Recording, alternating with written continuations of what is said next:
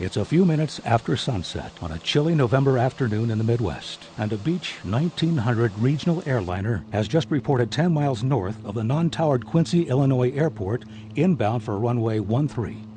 On the ground, a Beech King Air is preparing to depart on runway 4, and behind it, a new private pilot in a Piper Cherokee is waiting his turn for the same runway.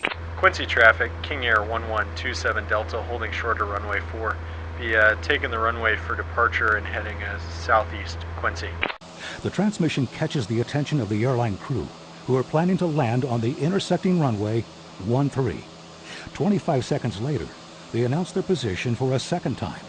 Quincy area traffic, Lakes Air 251 is a Beech airliner, currently just about to turn a 6-mile final for runway 13. More like a 5-mile final for runway 13 at Quincy. In the meantime, the King Air has taxied onto runway 4 and stopped, apparently to complete some last-minute pre-takeoff items. For reasons that are unclear, the two pilots of the King Air are paying little, if any, attention to the CTAF. Another 45 seconds pass, and the 1900 is now on short final for runway 13. From the air, its crew can see the King Air still holding in position on the intersecting runway. And Quincy traffic, Lakes Air 251's on a short final for runway 13. The aircraft going to hold in position on runway 4, or are you guys going to take off? The response comes not from the King Air, whose crew is apparently still preoccupied, but from the inexperienced pilot of the Cherokee, waiting at the threshold of runway 4. 7646 Juliet, holding for departure on runway 4. Mistakenly believing this transmission is from the pilot of the King Air, the crew of the 1900 thanks him for his courtesy.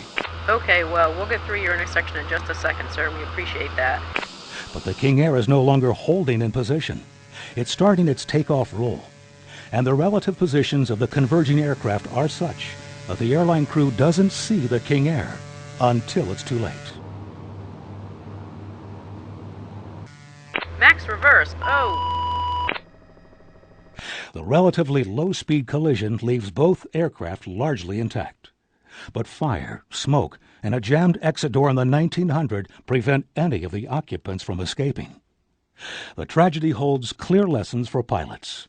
At non-towered airports, moving into position and holding on a runway is a bad idea. And inappropriate or ill-timed communication, even if well-intentioned, can lead to serious misunderstandings. The accident also shows the importance of listening to the CTAF and visually clearing the departure path prior to takeoff, especially if a runway intersection lies ahead.